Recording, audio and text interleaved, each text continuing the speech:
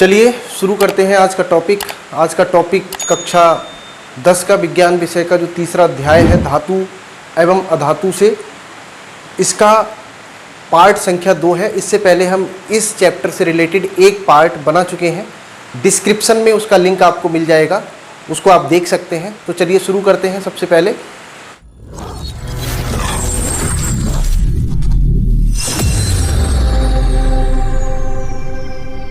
धातु और अधातु, मेटल्स और नॉन मेटल्स। तो इसमें धातुओं के रासायनिक गुण पढ़ेंगे आज हम कि मेटल्स के कौन कौन सी रासायनिक गुण हैं, मेटल किन किन के साथ रिएक्शंस करती हैं, कौन कौन सी अभिक्रियाएं होती हैं, उनको डिटेल में समझेंगे।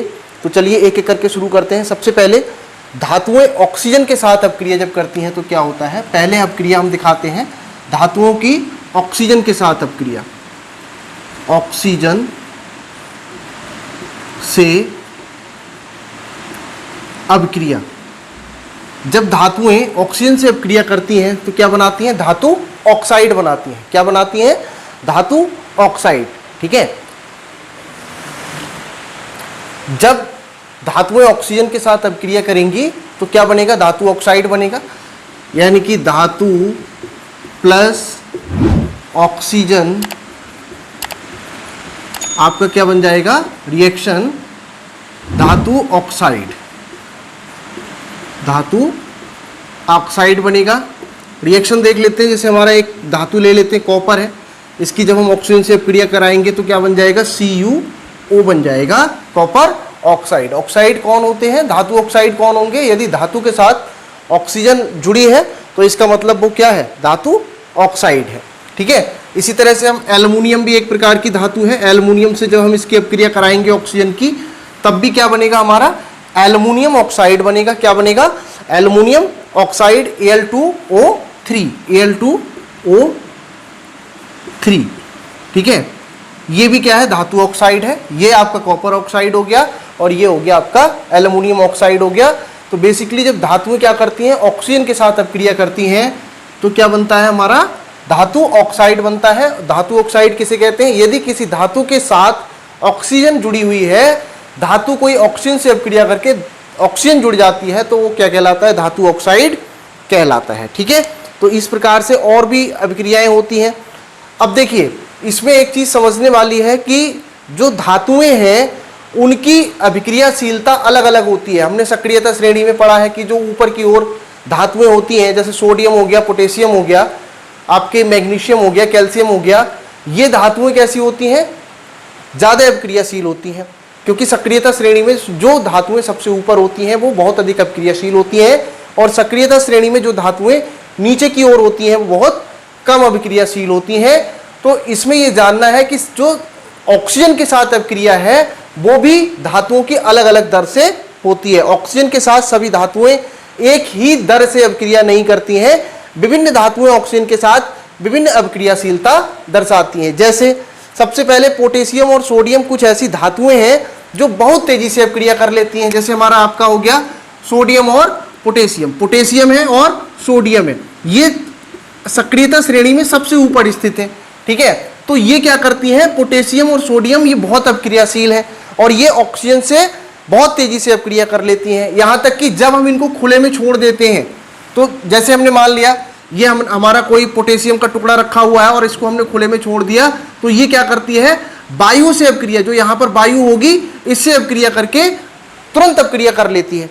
ठीक है, खुले में रखने पर आग पकड़ लेती है। ये इतनी अभिक्रियाशील होती है कि जब ये वायु के संपर्क में आती है, वायु का मतलब होता है सीधे से कि ऑक्सीजन से अभिक्रिया, तो जब ये वायु के संपर्क में आती है तो आग पकड़ लेती हैं। इसलिए उन्हें खुला नहीं छोड़ते हैं, खुला नहीं छोड़ते हैं।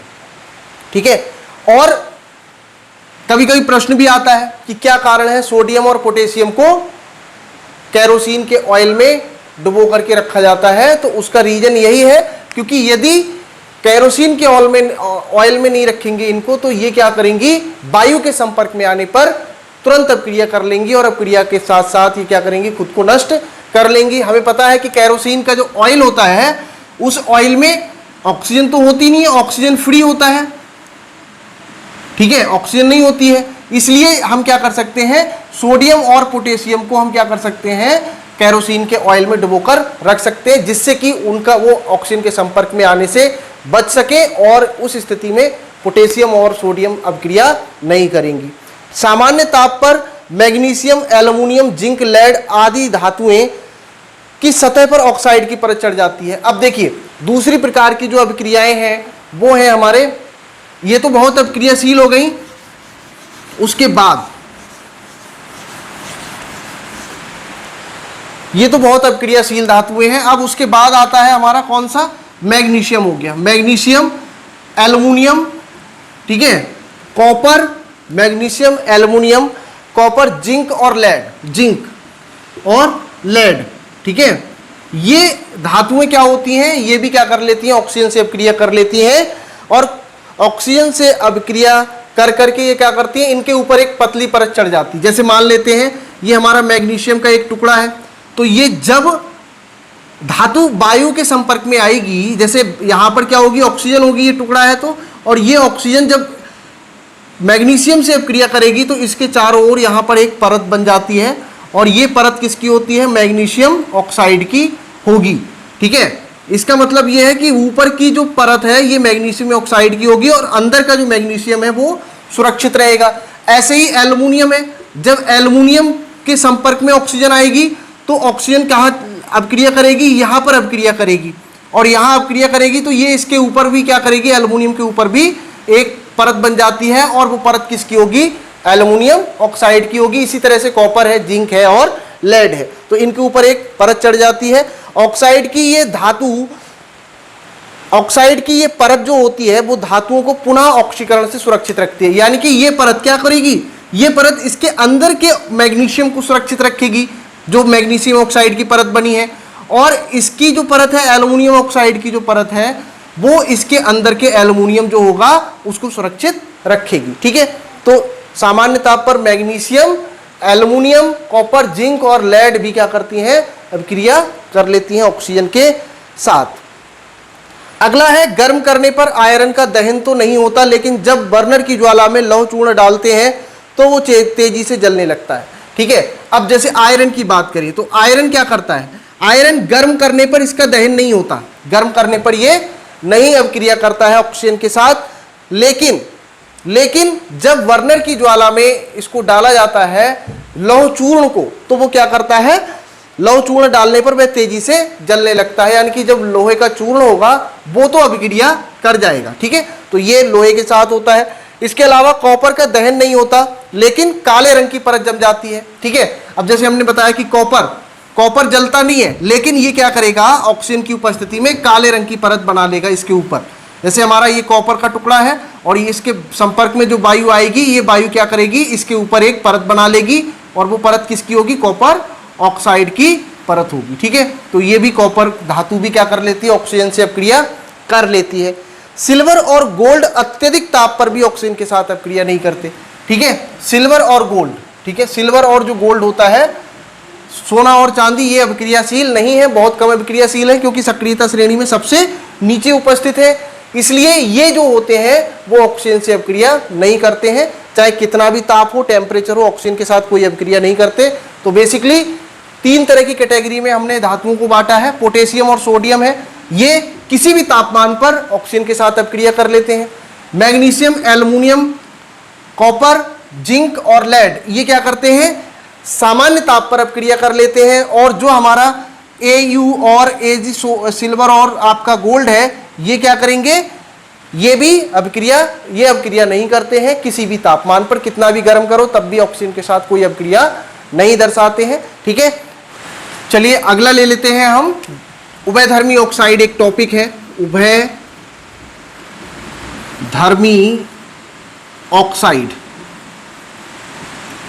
ये उभयधर्मी ऑक्साइड क्या है, ऑक्साइड जो धातु ऑक्साइड होते हैं उनके बारे में हमने जाना कि धातुओं के साथ यदि ऑक्सीजन जुड़ी है तो वो धातु ऑक्साइड कहलाएगा।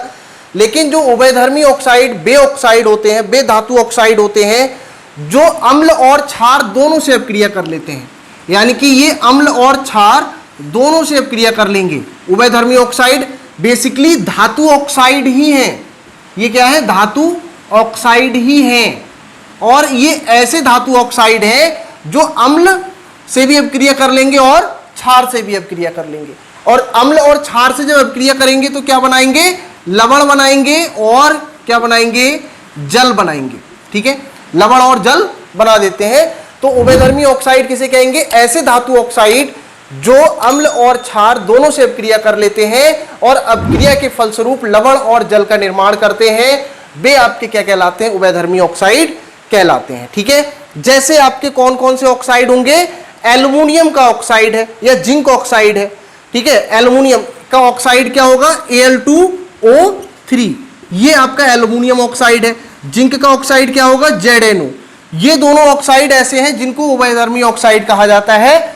क्यों, क्योंकि ये क्या करेंगे, अम्ल, एसिड एंड बेस दोनों से रिएक्शन शो करते हैं और दोनों से अभिक्रिया कर लेते हैं और अभिक्रिया के बाद क्या बना देते हैं, सॉल्ट एंड वाटर का निर्माण करते हैं। जैसे हम अभिक्रिया दिखाते हैं, जैसे हमारा Al2O3 है, Al2O3 है, तो ये क्या करेगा, अम्ल से भी अभिक्रिया कर लेगा, यानी कि HCl।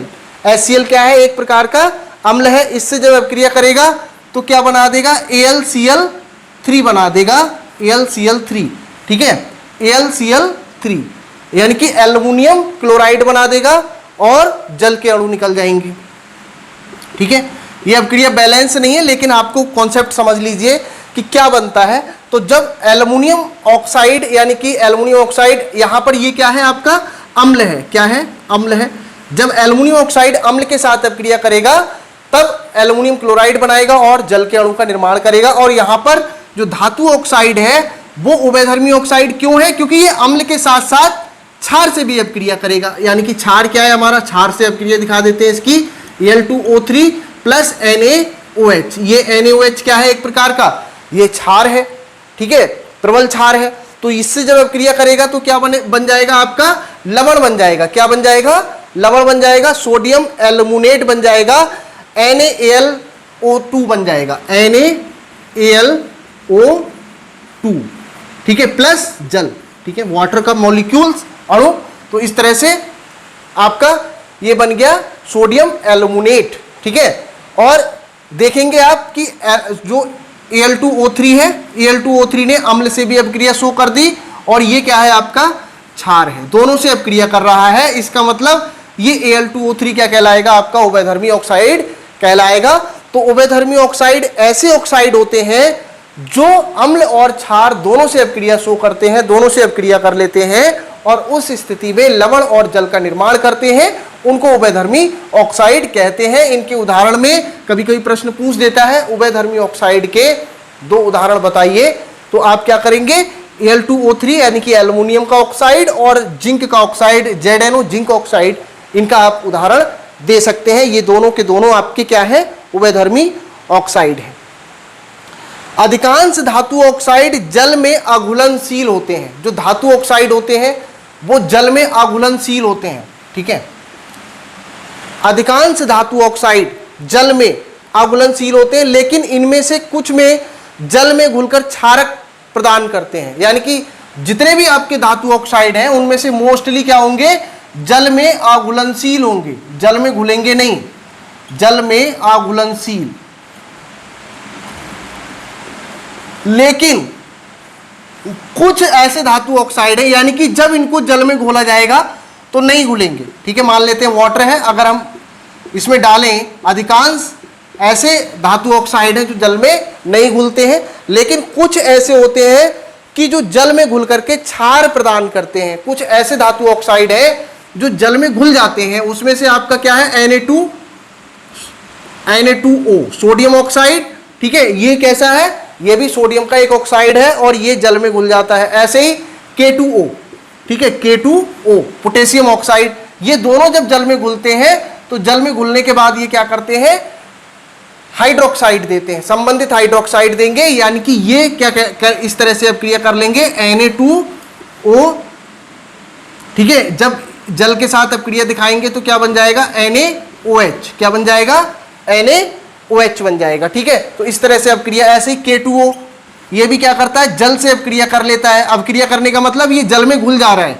ठीक है, तो क्या बना देगा, KOH बना देता है। ठीक है, तो इस तरह से ये रिएक्शन हो जाती है। उभयधर्मी ऑक्साइड इस तरह से अभिक्रिया प्रदर्शित करते हैं। ठीक है, अब देखिए एनोडीकरण। एनोडीकरण क्या है इसको समझ लेते हैं आगे। एनोडीकरण, एनोडीकरण,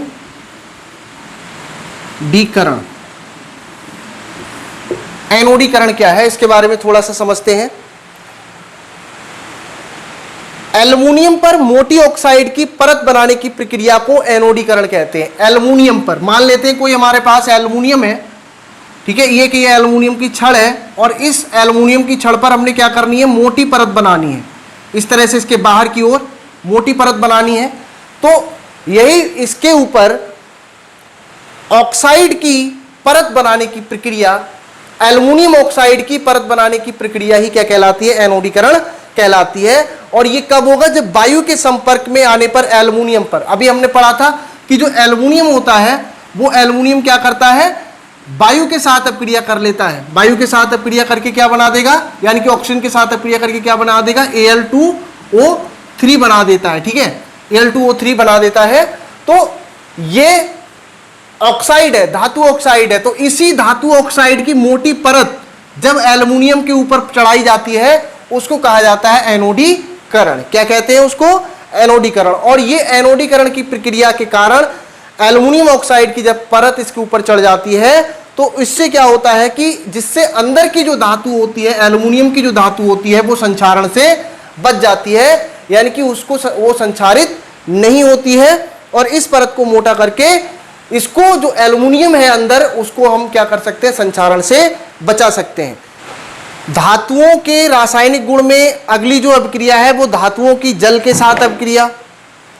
धातुओं के रासायनिक गुण में जो अभिक्रिया है, इससे पहले हमने देखा कि धातुएं ऑक्सीजन से किस प्रकार से अभिक्रिया करती हैं। अब हम जानेंगे कि धातुएं जल के साथ अभिक्रिया जब करती हैं तो किस प्रकार से करती हैं।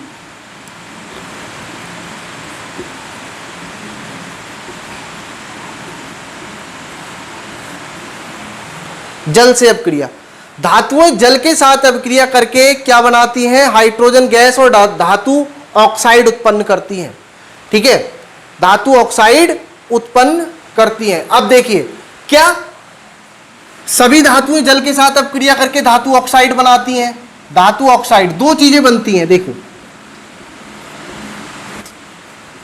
धातु और जल।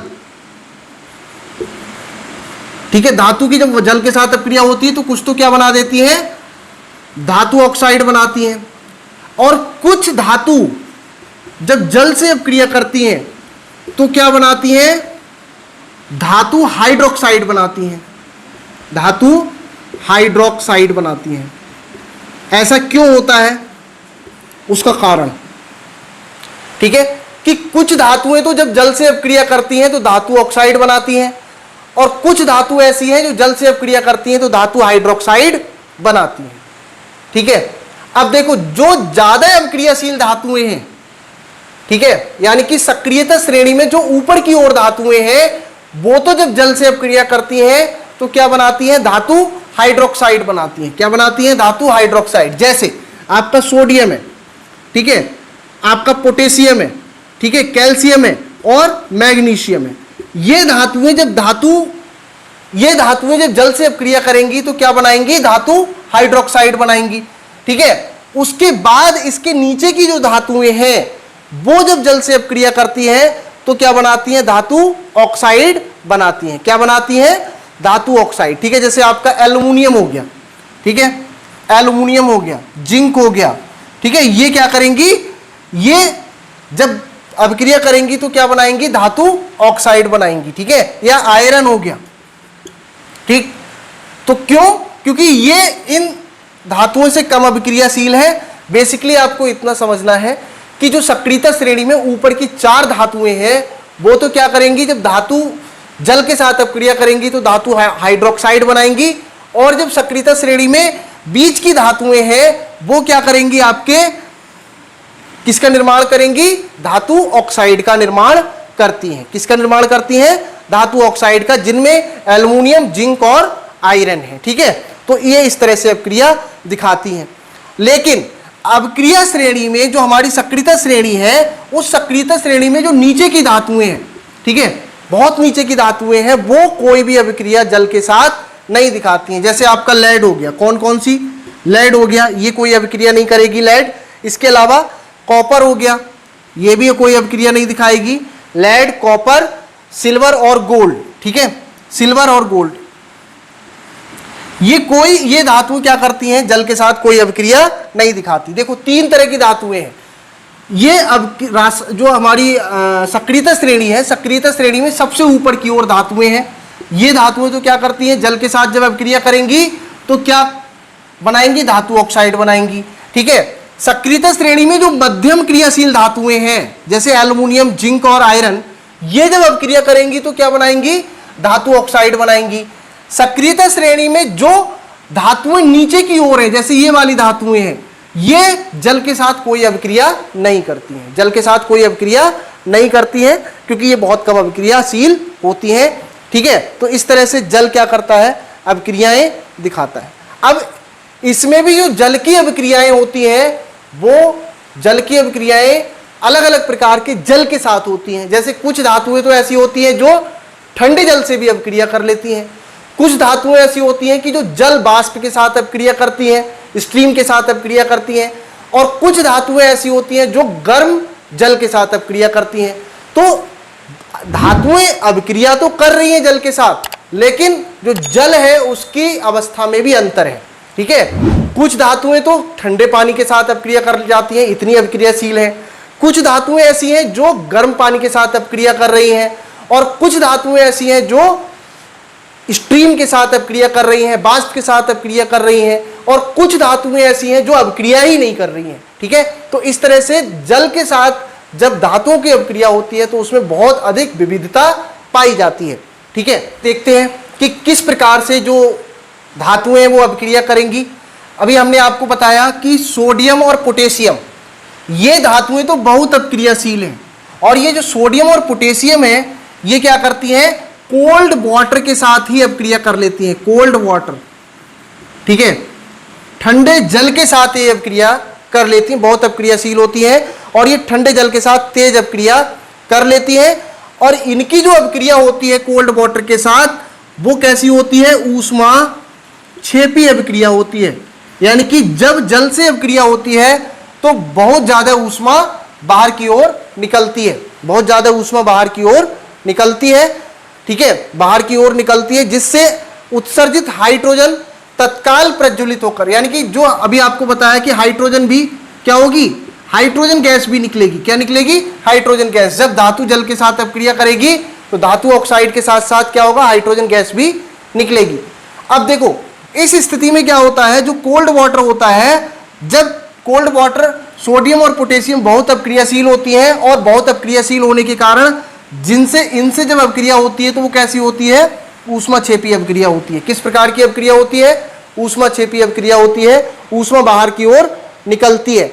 और जब ऊष्माक्षेपी अभिक्रिया होती है तो इससे जो उत्सर्जित हाइड्रोजन है, ये हाइड्रोजन क्या करती है, ऊष्मा के साथ अभिक्रिया करके प्रज्वलित हो जाती है, यानी कि ऊष्मा इसको मिल रही है ऑलरेडी और हाइड्रोजन इस अभिक्रिया में निकल रही है, तो ऊष्मा के कारण जो हाइड्रोजन होती है वो क्या करती है, एक प्रकार से प्रज्वलित हो जाती है, जलने लगती है। अब देखते हैं किस प्रकार से अभिक्रिया होती है। तो जैसे हमारी कोई धातु हमने ले ली, पोटेशियम ले ली, और हमने क्या ले लिया, जल ले लिया, H2O ले लिया, ठीक है। अब देखो जब जल के साथ पोटेशियम की अभिक्रिया होगी तो अभी बताया आपको क्या बनता है, धातु हाइड्रोक्साइड बनेगा, तो KOH बन जाता है, प्लस हाइड्रोजन गैस निकलती है, ठीक है। इसी तरह से सोडियम के साथ जब अभिक्रिया होती है तब भी आपका क्या होता है, ये आपका बन जाता है NaOH बन जाता है, और हाइड्रोजन गैस बाहर निकल जाती है। ध्यान रहे कि सोडियम और पोटेशियम जो है वो जब अभिक्रिया कर रही होती हैं तो किस प्रकार के जल के साथ अभिक्रिया कर रही हैं, ठंडे जल के साथ, कोल्ड वाटर के साथ। और ठंडे जल के साथ जब अभिक्रिया हो रही है उस स्थिति में इतनी तेज अभिक्रिया होती है, उसमें उतनी तेज ऊष्मा निकलती है कि उस ऊष्मा के संपर्क में आने पर जो हाइड्रोजन होती है वो प्रज्वलित होने लगती है, वो जलने लगती है, ठीक है। तो इस तरह से ये अभिक्रिया होती है, ठीक है। लेकिन जब कैल्शियम की बात आती है तो ये कैल्शियम भी किस प्रकार के जल से अभिक्रिया करती है, यह भी ठंडे जल से अभिक्रिया करती है। कैल्शियम भी जल के साथ अभिक्रिया करेगी, कोल्ड वाटर से ही अभिक्रिया करेगी, लेकिन ये जो कैल्शियम होगी ये जब जल से अभिक्रिया करेगी तो जल तो ठंडा ही होगा, ठंडे जल से भी अपक्रिया कर लेगी, लेकिन ये उतनी ज्यादा ऊष्माक्षेपी अपक्रिया नहीं होती है, ऊष्माक्षेपी उतनी ज्यादा अपक्रिया नहीं होती है। और ये दोनों अपक्रियाएं कैसी होती हैं? ऊष्माक्षेपी अपक्रियाएं होती हैं, ठीक है, क्योंकि इसमें ऊष्मीय ऊर्जा निकल रही है, ऊष्मीय ऊर्जा निकल रही है। लेकिन ये जो अपक्रिया है ऊष्माक्षेपी अपक्रिया उतनी अधिक ऊष्मा नहीं निकालती है, इसलिए इसमें जो हाइड्रोजन होती है वो क्या करती है? कोई भी अपक्रिया यानी कि हाइड्रोजन क्या होती है? प्रज्वलित नहीं होती है, ठीक है, हाइड्रोजन प्रज्वलित नहीं होगी और अपक्रिया क्या हो जाएगी? CaOH का whole twice plus hydrogen gas. Hydrogen gas तो निकलेगी, लेकिन ये हाइड्रोजन गैस ऊष्मा के साथ कोई रिएक्शन नहीं करती है। वही कह रहा है कि जब कैल्शियम हाइड्रोजन के साथ अपक्रिया करती है तो तब भी आपका हाइड्रोक्साइड ही बनेगा, और ये हाइड्रोक्साइड बनने के साथ साथ हाइड्रोजन गैस निकलेगी। चूंकि अभिक्रिया में उत्पन्न हाइड्रोजन गैस के बुलबुले कैल्शियम धातु की सतह पर चिपक जाते हैं, अतः कैल्शियम तैरना प्रारंभ कर देती है। तो इस तरह से ये जो अधिक अपक्रियाशील धातुएं हैं ऊपर की तीन, उनके साथ किस प्रकार के जल की अपक्रिया होती है? कोल्ड वाटर की अपक्रिया होती है। अब बात आती है मैग्नीशियम किस प्रकार के जल से अपक्रिया करेगा, ठीक है। मैग्नीशियम शीतल जल के साथ अपक्रिया नहीं करता है, यानी कि कोल्ड वाटर के साथ अपक्रिया नहीं करता है मैग्नीशियम, ठीक है, कोल्ड वाटर के साथ कोई अपक्रिया नहीं करता है। ये गर्म के जल के साथ अपक्रिया करके मैग्नीशियम हाइड्रोक्साइड और हाइड्रोजन गैस उत्पन्न करता है, यानी कि मैग्नीशियम भी अपक्रिया कर रहा है, लेकिन मैग्नीशियम जल के साथ जो अपक्रिया करेगा वो कोल्ड वाटर नहीं है, ये कैसा है? आपका हॉट वाटर है, यानी कि गर्म पानी। गर्म पानी के साथ अपक्रिया करके बनाएगा क्या? मैग्नीशियम का हाइड्रोक्साइड ही बनेगा और हाइड्रोजन गैस निकलेगी, ठीक है। लेकिन इसकी जो अपक्रिया होगी मैग्नीशियम की, वो कैसे जल के साथ होगी? गर्म पानी के साथ होती है, ठीक है। अब बात आती है एल्युमिनियम, आयरन और जिंक, ठीक है। तो एल्युमिनियम, आयरन और जिंक ना तो ठंडे पानी के साथ अपक्रिया करेंगी और ना ही गर्म पानी के साथ अपक्रिया करती हैं। एल्युमिनियम, हाइड्रोजन और एल्युमिनियम, जिंक और आयरन, ये धातुएं किस प्रकार के पानी के साथ अपक्रिया करेंगी? ये अपक्रिया करेंगी जल वाष्प के साथ, ठीक है। और दूसरा अंतर यह है कि जब ये जल वाष्प के साथ अपक्रिया करेंगी तो धातु हाइड्रोक्साइड नहीं बनेगा, तब धातु हाइड्रोक्साइड नहीं बनेगा, क्या बनेगा? धातु ऑक्साइड बनेगा। क्या बनेगा? धातु ऑक्साइड। लेकिन जब पोटेशियम, सोडियम, कैल्शियम और मैग्नीशियम अभिक्रिया करती हैं जल के साथ, तब आपका बनता है धातु हाइड्रोक्साइड। इस चीज को ध्यान में रखेंगे, ठीक है। और जब एल्युमिनियम, जिंक और आयरन अभिक्रिया करेंगे तब आपका बनेगा धातु ऑक्साइड। क्या बनेगा?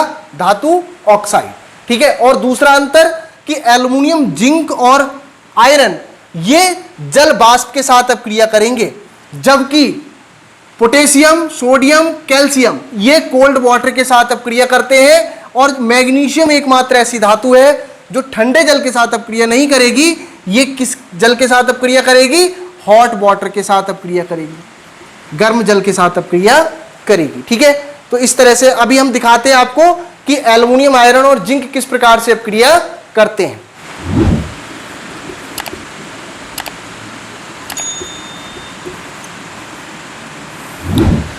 देखो, एल्युमिनियम, आयरन और जिंक ये मध्यम अभिक्रियाशील धातुएं, मध्यम अभिक्रियाशील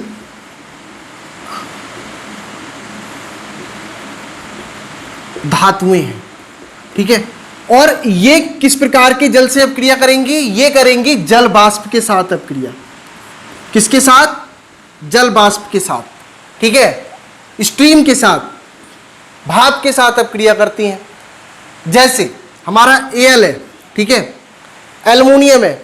जब एल्युमिनियम जल के साथ अपक्रिया करेगा, यानी कि एल्युमिनियम जब जल के साथ H2O के साथ अपक्रिया करेगा, तो मैंने अभी बताया आपको कि जब मध्यम अपक्रियाशील धातुएं जल के साथ अपक्रिया करेंगी तो वो क्या बनाएंगी? धातु ऑक्साइड बनाएंगी। क्या बनाएंगी? धातु ऑक्साइड। यहां हाइड्रोक्साइड नहीं बनेगा, धातु ऑक्साइड बनेगा। तो एल्युमिनियम जब जल के साथ अपक्रिया करेगी तो क्या बन जाएगा? धातु ऑक्साइड बनेगा, एल्युमिनियम ऑक्साइड बनेगा, Al2O3 बन जाएगा। क्या बनेगा? Al2O3 बनेगा। क्या बनेगा? Al2O3 प्लस हाइड्रोजन गैस निकलेगी, ठीक है, हाइड्रोजन गैस निकलेगी। इसी तरह से आपका मान लेते हैं कोई आयरन है, आयरन को ले लेते हैं, ठीक है, आयरन अपक्रिया करेगा किससे, जल बाष्प से। ये अपक्रिया किसके साथ हो रही है, जल बाष्प के साथ हो रही है, ठीक है, किसके साथ, जल बाष्प के साथ, स्ट्रीम के साथ अपक्रिया हो रही है। उस स्थिति में क्या बनता है, Fe3O4 बन जाता है, यानी कि धातु ऑक्साइड बन जाता है Fe3O4 प्लस आपका हाइड्रोजन गैस निकलेगी, ठीक है। तो यहां देख पा रहे हैं कि यहां पर हाइड्रोक्साइड नहीं बन रहा, ये क्या है, धातु ऑक्साइड है। यहां क्या बन रहा है, धातु ऑक्साइड बन रहा है, ठीक है। तो इस तरह से ये अपक्रिया होती है। इसी तरह से आपका इसके बाद की जो धातुएं हैं, जैसे आपका Pb हो गया, ठीक है, आपका कॉपर हो गया, आपका लेड हो गया, ठीक है, लेड तो लिख ही दिया, कॉपर हो गया आपके, इसके अलावा सिल्वर हो गया, गोल्ड हो गया। ये जो धातुएं हैं, ये धातुएं जल के साथ किसी भी स्थिति में अपक्रिया नहीं करती, चाहे जल ठंडा हो, चाहे जल गर्म हो या जल वाष्प हो, ठीक है। तो इस तरह से धातुओं की जल के साथ अपक्रिया को हमने बहुत डिटेल में डिस्कस कर लिया। अब हम आगे बात करेंगे कि धातुएं जब अम्लों के साथ अपक्रिया करती हैं तो क्या होता है।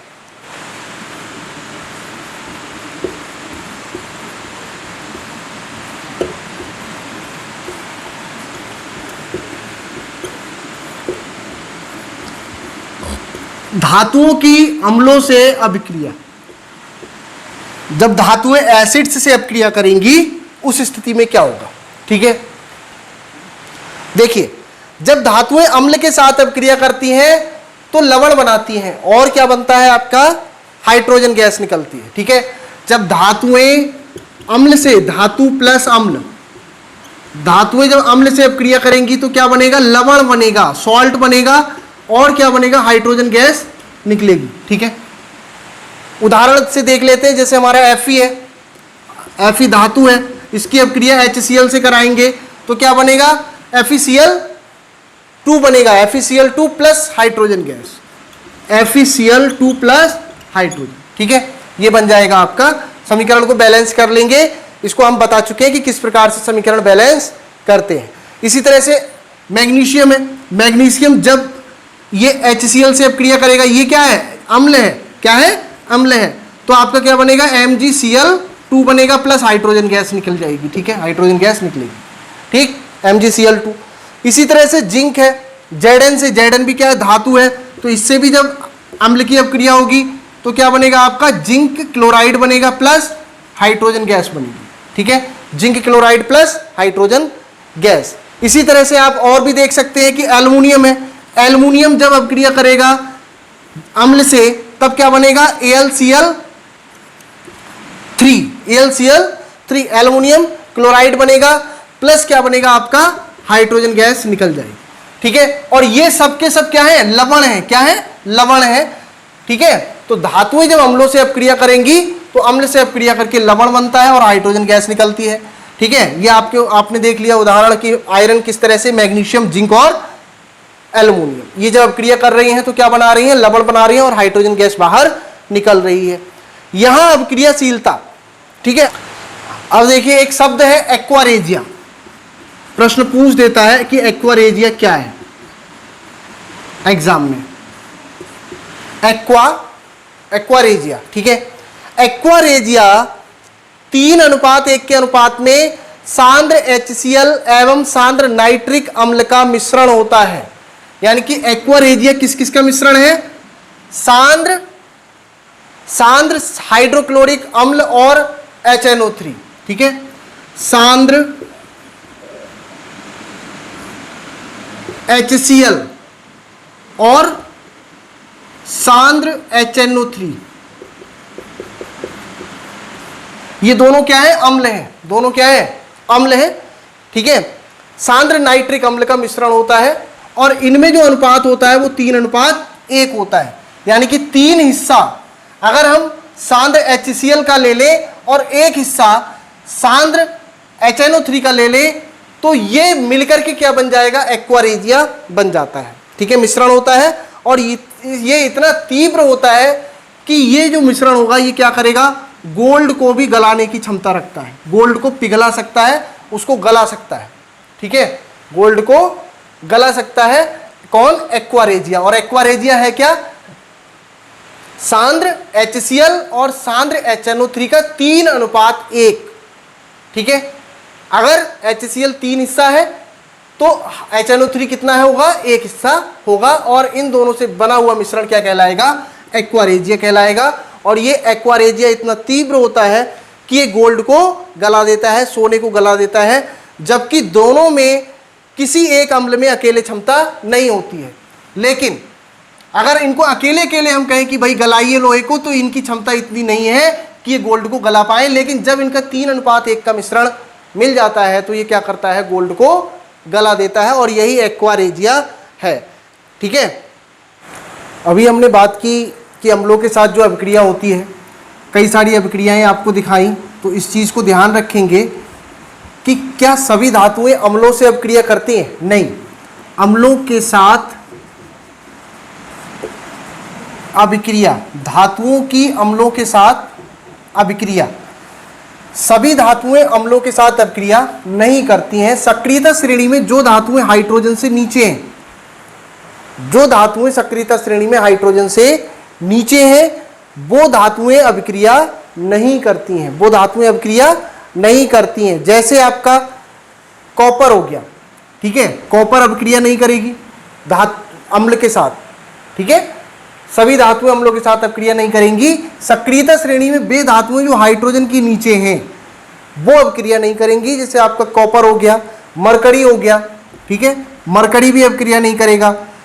Au हो गया, Ag हो गया, ये कोई धातुएं अभिक्रिया नहीं करेंगी। और इसके अलावा प्लेटिनम भी अभिक्रिया नहीं करेगा।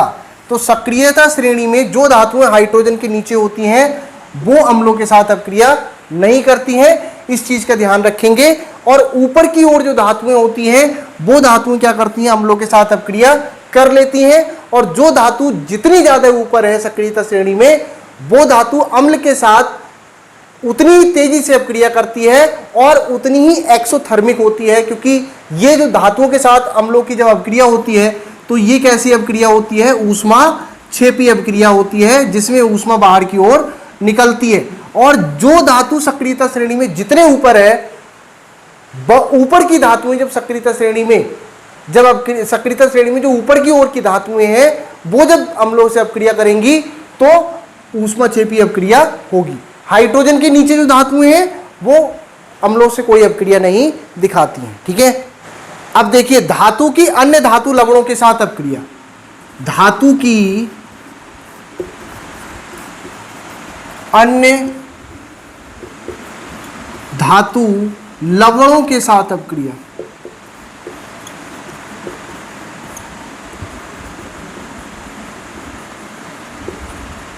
धातु की अन्य धातु लवणों के साथ अभिक्रिया, जैसे कोई धातु है A, ठीक है, और इसकी अभिक्रिया क्या किसके साथ हो रही है? धातु लवण के साथ अभिक्रिया हो रही है। यानी कि B का लवण विलयन है, B भी धातु है एक, और B का लवण विलयन है, लवण विलयन। तो इसकी अभिक्रिया किस प्रकार से होगी? जब ये दोनों आपस में, अभी उदाहरण के द्वारा समझेंगे, तो जब ये दोनों आपस में अभिक्रिया करेंगे तो क्या बनेगा? A का लवण विलयन बनेगा, A का लवण विलयन प्लस A का लवण विलयन बनेगा प्लस B धातु अलग हो जाएगी। इस तरह से अभिक्रियाएं होती है। जैसे मान लेते हैं एक धातु है हमारी जिंक, और विलयन किसका है? CuSO4, ये लवण का विलयन है, ठीक है, कॉपर सल्फेट। तो इनकी जब अभिक्रिया होगी तो जिंक ZnSO4 प्लस कॉपर अलग निकल जाएगा। ठीक है, तो इस तरह की अभिक्रिया होती है। धातु की अन्य धातु लवणों के साथ अभिक्रिया इस तरह से होगी। और ये अभिक्रिया में क्या होगा? एक धातु क्या करेगी? दूसरी धातु को उसके विलयन से, लवण के विलयन से क्या कर देगी? उसको विस्थापित कर देगी। और यहां ये ध्यान देना जरूरी है कि जो धातु विस्थापित करेगी वो धातु क्या होगी? ज्यादा अभिक्रियाशील होगी, और जो विस्थापित होगी वो कम अभिक्रियाशील होगी। तो ये एक विस्थापन अभिक्रिया का उदाहरण भी है जो हमने इससे पहले वाले चैप्टर्स में पढ़ रखा है। तो धातु लवण के विलयन के साथ इस तरह से अभिक्रिया दिखाती है। इसका मतलब है कि यहाँ जिंक क्या है? ज्यादा अभिक्रियाशील है, कॉपर कम अभिक्रियाशील है। सक्रियता श्रेणी में जिंक ऊपर है और कॉपर नीचे है। ठीक है, तो ये धातु की अन्य धातु लवणों के साथ अभिक्रिया इस तरह से होती है। अब बात करते हैं हम सक्रियता श्रेणी की, रिएक्टिविटी सीरीज। रिएक्टिविटी सीरीज क्या है उसके बारे में जान लेते हैं थोड़ा सा। सक्रियता श्रेणी,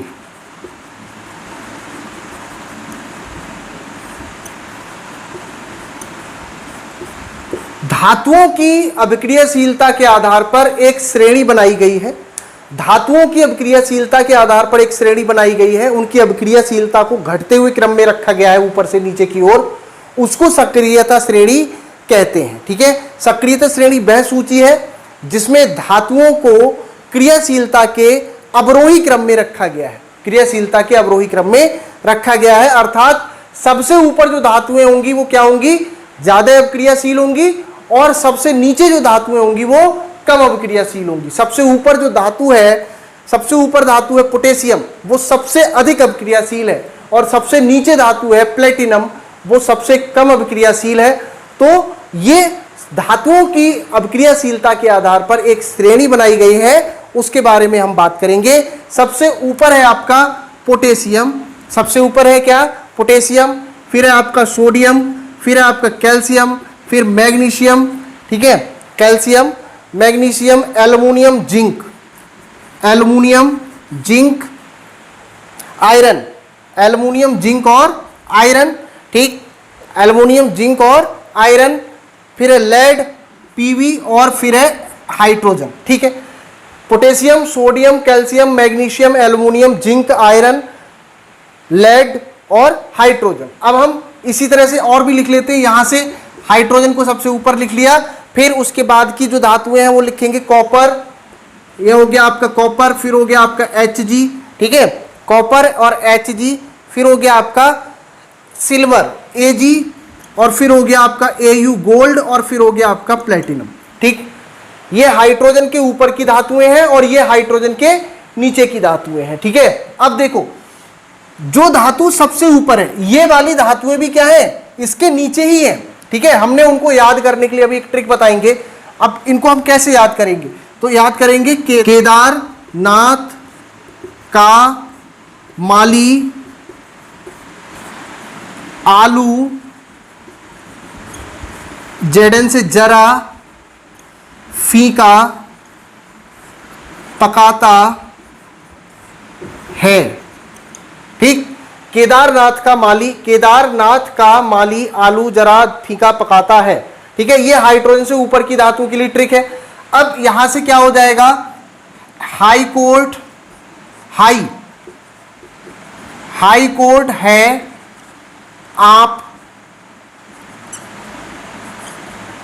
आपका, हाई कोर्ट है आपका। ठीक है, हाई कोर्ट है आपका, H for high, C court, Hg है आपसे, इसका A ले लिया, इसका A ले लिया, और P का प्लेटिनम का P ले लिया, तो आप बन गया और का।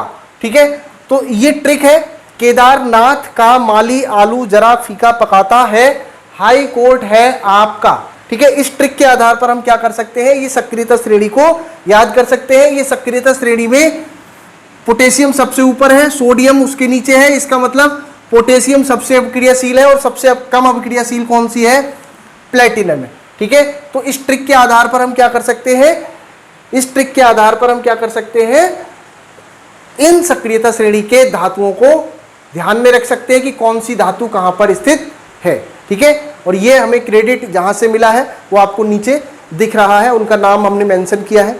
ठीक है, बहुत बहुत धन्यवाद आपका। ठीक है, तो ये सक्रियता श्रेणी थी। अब हम बात करेंगे आगे धातुओं की अधातुओं के साथ अभिक्रिया किस प्रकार से होती है। आगे है धातुओं की अधातुओं के साथ अभिक्रिया।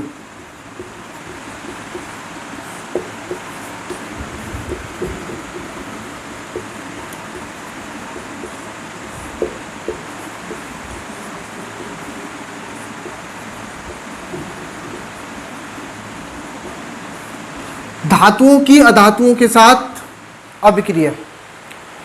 ठीक है, अब इसको देख लेते हैं। तत्वों की अभिक्रियाशीलता को संयोजकता कोष पूर्ण करने की प्रवृत्ति के रूप में समझा जा सकता है।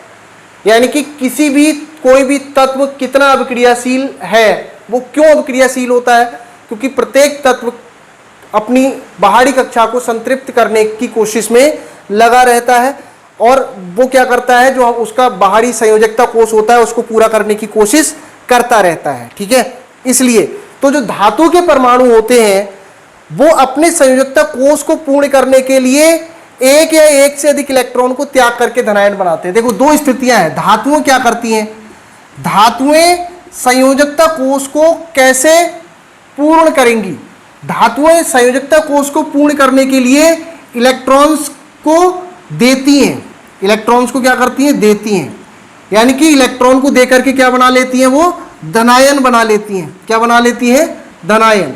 ठीक है, और अधातुएं संयोजकता कोष को पूर्ण करने के लिए, क्योंकि धातुएं इलेक्ट्रॉन देती क्यों है, उसका कारण है क्योंकि इनकी बाहरी कक्षा में 1, 2 और 3 इलेक्ट्रॉन्स पाए जाते हैं, इसलिए 1, 2 या 3 इलेक्ट्रॉन्स पाए जाते हैं। तो ये क्या करती है, अपने संयोजकता कोष के इलेक्ट्रॉन्स को किसी अन्य परमाणु को देती हैं, तो जब देती हैं तो क्या बना लेती हैं, धनायन बना लेती हैं। और अधातुएं क्या करती हैं, अधातुएं इलेक्ट्रॉन्स लेती हैं, इलेक्ट्रॉन्स क्या करती हैं, लेती हैं, ये क्या करती हैं, इलेक्ट्रॉन्स लेती हैं और लेकर के क्या बनाती हैं, ऋणायन बनाती हैं। क्या बनाती हैं, ऋणायन बनाती हैं। उसका कारण है क्योंकि इनकी बाहरी कक्षा में कितने इलेक्ट्रॉन्स होते हैं, 4, 5, 6 या 7 इलेक्ट्रॉन्स पाए जाते हैं। तो ये क्या करेंगी, एक इलेक्ट्रॉन, 2 इलेक्ट्रॉन, 3 इलेक्ट्रॉन लेकर के क्या बना लेती हैं, अपनी कक्षा को संतृप्त कर लेती हैं। ठीक है, और ये जब 1, 2, 3 इलेक्ट्रॉन जब किसी अन्य धातु परमाणु को दे देते हैं, अधातु परमाणु को दे देते हैं, तो ये क्या, इनकी कक्षा कैसी हो जाती है, संतृप्त हो जाती है। तो धातुओं और अधातुओं में यही अंतर है कि धातुएं क्या करती हैं, संयोजकता कोष को पूर्ण करने के लिए अपने इलेक्ट्रॉन्स को अन्य तत्व के परमाणुओं को देती हैं, और अधातुएं क्या करती हैं, संयोजकता कोष को पूर्ण करने के लिए अपने बाहरी कक्ष के इलेक्ट्रॉन को किसी अन्य तत्व के परमाणु को देती हैं। दोनों में अंतर यह है, यानी कि दोनों पर क्या हो जाता है, जो धातु इलेक्ट्रॉन देती है उस पर धनावेश आ जाता है, और जो इलेक्ट्रॉन लेता है यानी कि अधातु के रूप में उस पर क्या आ जाता है, ऋणावेश आ जाता है। क्या आ जाता है, ऋणावेश। जैसे हम सोडियम क्लोराइड की बात करते हैं, तो जैसे NaCl है, तो इसमें जो सोडियम है, सोडियम का जो इलेक्ट्रॉनिक विन्यास होता है वो होता है 2, 8 और 1, और क्लोरीन का इलेक्ट्रॉनिक विन्यास होता है, क्लोरीन में कितना होता है, 17। कितना होता है, 17। तो क्या हो जाएगा, 2, 8 और 7। अब देखो यहां पर एक इलेक्ट्रॉन, यह है संयोजकता कोष इलेक्ट्रॉन, संयोजक बाहरी कक्षा, संयोजकता कोष इलेक्ट्रॉन के इलेक्ट्रॉन है, इसमें 1 है और इसमें 7 है। तो सोडियम क्या करेगा, 1 इलेक्ट्रॉन इसको दे देगा। ठीक है, और क्लोरीन क्या करेगा, 1 इलेक्ट्रॉन ले लेगा। तो सोडियम जब 1 इलेक्ट्रॉन दे देता है तो इस पर कैसा आवेश आ जाता है, ऋणावेश आ जाता है। कैसा आवेश आ जाता है, सॉरी, जब सोडियम 1 इलेक्ट्रॉन दे देता है तो इस पर कैसा आवेश आ जाता है, धनावेश, और क्लोरीन 1 इलेक्ट्रॉन ले लेता है तो इस पर कैसा आवेश आ जाता है, ऋणावेश आ जाता है। ठीक है, तो ये इस तरह के निर्माण होता है और इनको कहा जाता है हमारे आयनिक यौगिक। इनको क्या कहते हैं, आयनिक यौगिक कहते हैं, क्योंकि ये जो यौगिक है आयंस से मिलकर बना है। एक है आपका सोडियम आयन और दूसरा है आपका क्लोरीन आयन। ठीक है, तो इनको क्या कहा जाता है, आयनिक यौगिक कहते हैं। ऐसे ही हमारा मैग्नीशियम क्लोराइड भी हो सकता है, MgCl2 है, MgCl2 भी क्या है, एक प्रकार का, ये भी आयनिक यौगिक है। इसमें मैग्नीशियम इलेक्ट्रॉन क्या कर रहा है, दे रहा है क्लोरीन के दोनों परमाणु को 1-1 इलेक्ट्रॉन। ठीक है, तो इस पर कैसा आवेश आ गया है, धनात्मक आवेश है, और क्लोरीन के प्रत्येक परमाणु पर 1 इकाई ऋणात्मक आवेश है। तो इस तरह से क्या हो जाता है, ये आयनिक यौगिक हैं। आयनिक यौगिक किन्हें कहते हैं, वे यौगिक जो आयंस से मिलकर बनते हैं उनको आयनिक यौगिक कहा जाता है। ठीक है, तो ये आयनिक यौगिक हैं। अब बात आती है आयनिक यौगिकों के गुणधर्म। आयनिक यौगिकों की कौन कौन सी प्रॉपर्टीज हैं उसके बारे में हम थोड़ी सी चर्चा करेंगे। देखिए आयनिक यौगिकों के गुणधर्म,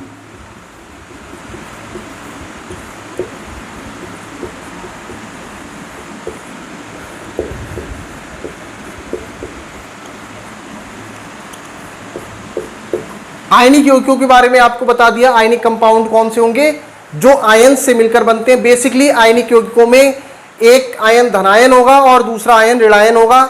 एक पर धनावेश होगा और दूसरे पर ऋणावेश होगा। ठीक है, जो धनायन होगा बेसिकली वो धातुएं होती हैं और जो ऋणायन होंगे वो बेसिकली अधातुएं होती हैं। तो इनकी जो भौतिक प्रकृति होती है आयनिक यौगिकों की, वो भौतिक प्रकृति में धन एवं ऋणायनों के बीच मजबूत आकर्षण बल के कारण आयनिक यौगिक ठोस एवं थोड़े कठोर होते हैं। यानी कि आयनिक यौगिकों की जो प्रकृति है ये कैसे होंगे? ठोस होंगे। कैसे होंगे? ठोस होंगे और कठोर होंगे। क्यों? क्योंकि इनके बीच जो आयनिक आकर्षण बल है वो कैसा होता है? मजबूत होता है। इसलिए इनके पर इनके जो बॉन्ड होता है वो कठोर होने के कारण आयनिक यौगिक कैसे होते हैं? ठोस होते हैं और कठोर होते हैं, भंगुर होते हैं, तथा दाब जब पड़ता है तो ये आयनिक यौगिक क्या करते हैं? टूट जाते हैं। ठीक है, आयनिक यौगिक क्या करते हैं? टूट जाते हैं। तो ये तो इनकी भौतिक स्थिति हो गई। दूसरा, ये क्या थी? इनकी भौतिक अवस्था। ठीक है, दूसरा है आपका गलनांक एवं क्वथनांक। गलनांक एवं क्वथनांक। आयनिक यौगिकों के गलनांक और क्वथनांक सामान्यतया उच्च होते हैं। कैसे होते हैं? उच्च होते हैं, क्योंकि मजबूत अंतर आयनिक आकर्षण बल होता है। उसका कारण क्या है? इन दोनों के बीच में कैसा आकर्षण बल होता है? मजबूत अंतर आकर्षण बल। अंतर आकर्षण बल कैसा होता है? मजबूत होता है। तो ये अंतर आकर्षण बल जब मजबूत होगा तो उस मजबूत अंतर आकर्षण बल को तोड़ने के लिए ज्यादा मात्रा में ऊर्जा की आवश्यकता होगी। तो इसका मतलब यह है कि इनके गलनांक और क्वथनांक कैसे होते हैं? आयनिक यौगिकों के वो उच्च होते हैं, यानी कि ज्यादा अधिक टेम्परेचर पर ये मेल्ट होते हैं और बॉयल करते हैं। ठीक है, ज्यादा मात्रा में ऊर्जा की आवश्यकता होती है क्योंकि इसमें अंतर आयनिक आकर्षण बल बहुत अधिक होता है। ठीक है, इसके अलावा घुलनशीलता, अगला है घुलनशीलता। आयनिक यौगिकों की घुलनशीलता। आयनिक यौगिक सामान्यतः क्या होंगे? जल में घुलनशील होते हैं। कैसे होते हैं? जल में घुलनशील। जैसे सोडियम क्लोराइड को ले लीजिए, घुलनशील यानी कि नमक, ये जल में घुल जाता है। तो आयनिक यौगिक कैसे होते हैं? जल में घुलनशील होते हैं। लेकिन केरोसिन, पेट्रोल और अन्य विलायकों में अविलय होते हैं। यानी कि जल में तो घुल जाएंगे लेकिन केरोसिन में, पेट्रोल में या अन्य जो विलायक हैं उनमें कैसे होते हैं? अघुलनशील होते हैं। अघुलनशील। ठीक है, तो ये है इनकी घुलनशीलता। ठीक है, जो आयनिक यौगिक होते हैं वो जल में घुलनशील होंगे लेकिन केरोसिन, पेट्रोल और अन्य जो विलायक हैं उनमें अघुलनशील होते हैं। इसके अलावा है विद्युत चालकता। क्या है? विद्युत चालकता। किसी विलयन में विद्युत के चालन के लिए आवेशित कणों की गतिशीलता आवश्यक होती है। अब विद्युत चालकता क्या है? जैसे मानते हैं हमारा कोई विलयन है, अब इस विलयन में इलेक्ट्रिसिटी प्रवाहित कब होगी? जब इसमें उपस्थित जो आयन होंगे वो एक जगह से दूसरी जगह जा पाएंगे, तभी तो विद्युत का प्रवाह होगा। विद्युत का प्रवाह का मतलब है सीधे सीधे आयंस का एक जगह से दूसरी जगह जाना। ठीक है, तो किसी विलयन में विद्युत के चालन के लिए आवेशित कणों की गतिशीलता आवश्यक होती है। ठीक है, आयनिक यौगिकों के जलीय विलयन में उपस्थित होते हैं। जो आयनिक यौगिक के जलीय विलयन होता है उसमें क्या उपस्थित होंगे? आयन्स उपस्थित होते हैं। ठीक है, आयन उपस्थित होते हैं और आयन उपस्थित है, इसका मतलब ये क्या करते हैं? गतिशील होते हैं। और गतिशील होते हैं तो ये जो जलीय विलयन होता है इसका वो विद्युत का चालक होता है, अर्थात इनमें से होकर के विद्युत धारा प्रवाहित की जाती है।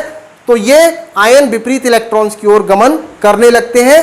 ठोस अवस्था में आयनिक यौगिक विद्युत का चालन नहीं करते। देखिए, ठोस अवस्था जब होगी, यानी कि आयनिक यौगिक यदि ठोस अवस्था में है तब विद्युत का चालन तो नहीं होगा। लेकिन आयनिक यौगिक, जब आयनिक यौगिक को जलीय विलयन है तो इस स्थिति में इनके आयन क्या करते हैं? जल में घुल जाते हैं और जल में घुलने के बाद ये क्या करते हैं? एक जगह से दूसरी जगह जाते हैं, तो विद्युत का प्रवाह होता है। ठोस अवस्था में विद्युत का प्रवाह नहीं होता। लेकिन आयनिक यौगिक गलित अवस्था में विद्युत का चालन करते हैं, क्योंकि गलित अवस्था में विपरीत आवेश वाले आयनों के मध्य स्थित वैद्युत आकर्षण बल ऊष्मा के कारण कमजोर पड़ जाता है। इसलिए आयन स्वतंत्र रूप से गमन करते हैं और विद्युत का चालन करते हैं। तो ये आपको बता दिया कि विद्युत का चालन आयनिक यौगिकों के जलीय विलयन में तो होगा, लेकिन ठोस अवस्था में आयनिक यौगिक विद्युत का चालन नहीं करते। ठोस अवस्था में आयनिक यौगिक विद्युत का चालन नहीं करते। तो ये हमने धातुओं के रासायनिक गुणधर्मों को इस चैप्टर में बहुत अच्छे से समझ लिया, इस पार्ट में बहुत अच्छे से समझा। आशा करते हैं कि आपको ये पार्ट अच्छा लगा होगा। चलिए इस वीडियो को यहीं समाप्त करते हैं। बहुत बहुत धन्यवाद।